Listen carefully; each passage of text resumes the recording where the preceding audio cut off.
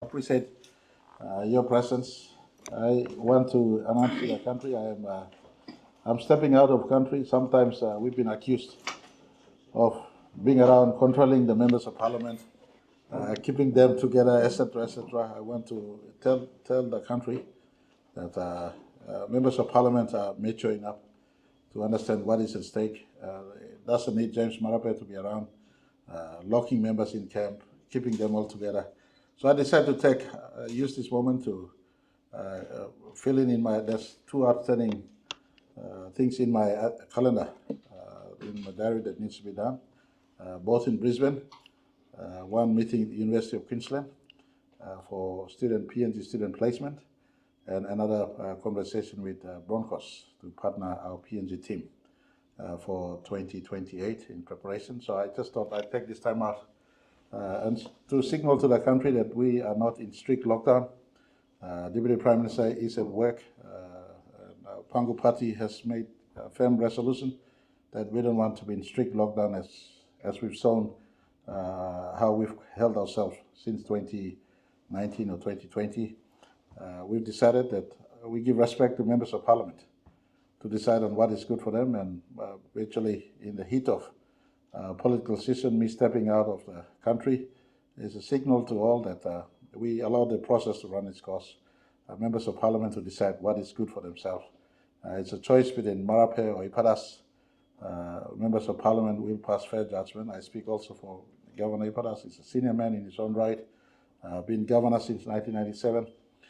Members will pass fair judgment in the context of what we face today. Pangu Party, of course, will defend our Section 63 invitation, but as party leader, Deputy Party leader standing with me, our Deputy Prime Minister, Minister James is a regional leader. We all have made it our business to allow members to be at total freedom to decide what is good for themselves. The court has compelled us to come back to Parliament. I've released press release that we will honor the court's order. Court's order is very explicit. Court order is very explicit. I'm hearing from the grapevines that some members in the opposition are trying to withdraw the signatures from the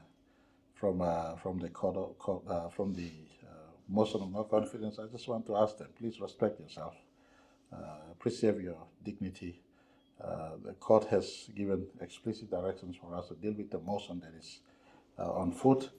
And on Tuesday, we will go in Parliament and listen to what the Speaker says. But for me stepping out in this heat of the moment is an indication of my respect to all members of Parliament. I've been Prime Minister 6 years. And so it's up to the members to see what is at hand and what they must do as members of Parliament in the decisions they will do when the motion is then presented on the floor of Parliament. That's all from me. We just like asking our citizens far and wide. Let's all follow the due processes. Let's all respect the law of our country, live within the laws of our country, and we're contributing to our country's well-being by citizens far and wide respecting our country, especially to all my sons in all my press. I keep on saying, respect the girls in your neighborhood, respect the mothers, respect women amongst us. That is your greatest contribution to our country, and I once again close this press up asking all of us, respect each other, especially the girls and women and mothers of our country. Thank you too much. I'll be back sometimes next week. Of course, Parliament is sitting on Tuesday, so maybe before Tuesday, but I just want to step out and allow members to see what is best for themselves, instead of being around and being accused of being a dictator, controlling members. I just step out and allow members to have a freedom to themselves to decide what is good for the country. Yes. Sorry, from Post Korea. The media have reported that you said Peter Ibatas on a WhatsApp group. What is your response to that? Not necessarily sacking. I think that's a wrong word to be used. We politely ask him. Governor Ipadas and me have mutual respect for each other, but it's nothing between me personally, from Hela and Governor from Enga province. It's far bigger. The coalition we have is a far bigger coalition. Over 90 members are in that coalition, and the members need to speak freely to themselves. And it's not fair on the rest when we have the alternate being also in that caucus. So the inferences that it was a hostile text is far from the truth. It was a respectful text asking him in the face of the rest of the government caucus that he remove himself from the caucus. And he respectfully heeded our call. And it's just like anyone else who decides to be an alternate or go to the opposition, you don't expect to be part of a government caucus. So that's just part of the maturity of what happened. Thank you. All right, thank you too much. DPM once again is our acting Prime Minister. He's always does an able job, so the country is expected to give support to him. He's not just the Deputy Prime Minister, but he's the Deputy Party Leader of Pangu Party. There's only one Deputy, none other than the Honourable John Ross. Thank you. Whilst we're on that, I'd like to advise everyone also too that, as you can see, Pangu Party is not stressed. Speaking as a Deputy Party Leader, our party leaders and the Prime Minister is leaving for Australia to do a bit of, in this crucial time leading up to the expected vote of no confidence, but as a party we're not stressed. We are accused of being dictatorial, and you can see that we're not. We're allowing members to decide for themselves, stuff like law, and then whoever decides on the floor, that's where it should be, on the floor of Parliament. And that's what democracy is all about. So we're encouraging everyone to be think for themselves and then vote what they think on the floor of Parliament. But Pangu Party still remains strong and united as a solid 48 members. Thank you. I'll send in some selfies from Brisbane to sort it out. I'm totally relaxed about this. I'm totally relaxed.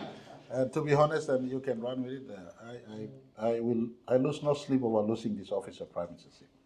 It is not a personal property of myself or Tari Pori. However, I have a duty to defend the Section 63 invitation Pangu received. And in the context, I want to ask every citizen, some things we are doing, some things we may not have done to your expectations.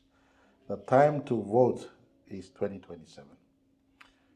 Whatever happens in this court-ordered parliament sitting, we leave it to the process to emerge in as far as this leg of the contest is concerned. But the contest will still be played out, and I want to ask all members of parliament, especially from the opposite. They seem to be appealing to public riot. What manner of leadership is this? They can't be appealing to public riot. If you're a leader, you have the natural appeal, you'll be drawing other fellow leaders to you. And that is shown in how you've related to them in the last years that you've been together on the floor of Parliament. It is now you put us a stand, and leaders will pass a fair judgment. But the people, your time to pass fair judgment is 2027. If you feel that Pangu is not working, then you have your moment to express dissent through the ballot in 2027. And so let's be mature about this sort of thing. Myself and the current Pangu leadership are showing maturity. We don't hold things personally. It's us welcoming the Honourable Wayne and his team back into our camp. We play mature politics because Pangu Party birthed this country, including the Constitution and including the process of Section 145 that allows for vote of no confidence. So in the total outlook, we give respect back to our members of Parliament. We also give respect to our people in 2027 for people to decide. Our caucus have agreed that next year our budget will heavily feature support to the Electoral Commission in some of the Electoral Commission reform requirements so that we prepare 2027 voting platform, a better voting platform for our people to exercise the Section 50 rights in as far as vote for leadership is concerned. So it is not as if one man or one party will rule forever. You have that pause in 2027. Just like we have this pause next week when Parliament decides. The better pause for entire country to decide is when 2027 national general elections come around. That's when you decide on who your leaders is. And I want to appeal to all these one-man parties running around making big noise as if they have authority from the people. Go and contest a fair election. Go contest 2027. Endorse your candidate. Put your face on your candidate's ballot papers. Tell the country that you're a better face than Marape or Rosso, in as far as party leadership is concerned. It's a simple process. Contest election, put your face, just like we did in 2022, when all these who were marching off in opposition contested the election. I lost the Honourable Robert Agorobe in Central. I lost the Honourable John Simon in Maverick, two of Pangu Party's founders of this government in 2019. It just shows that we never participated in illegitimacy in 2022 elections. It was a fair contest on everyone. We won fair seat. We have the Section 60 invitation to form government. Certain things are not done correctly. Vote of no confidence is one path to change government, but the better path where people power can be exercised is the national general election. So I want our people, don't just waste time in Facebook or talk around in Port Moresby. Go back home. Maybe contest yourself. Or be part of a party you feel can run this country, and in the process, contribute more meaningfully to the democratic process that our constitution allows. I'll be sending in selfies from my meeting occasions in Brisbane to signal that I'm not stressed. I'm totally not stressed. I'm willing to lose next week if the contest is played. Life moves on for me. I'm not meant to be Prime Minister for life. I just want to inform our country that this is a process allowed for by our constitution, and the process is running. Allow members to decide what is good in as far as this process is concerned, and you people have that moment, not 10 years away, not even 5 years away, just 1 year away. It's 25 today, you've got 2026 next year, and you've got 2027 elections. So our people shouldn't be stressed, students especially. To all my sons and daughters in universities, this government, the one that you sometimes criticize, is the one that is paying greatest school fee from elementary all the way to universities and colleges, including sending kids out of the country to study. And it's your right to say what you have to say. We will still pay your school fees. That's our job as a government to pay for your school fees. I ask all students, concentrate on your studies. Let no one from outside your campuses influence your mind.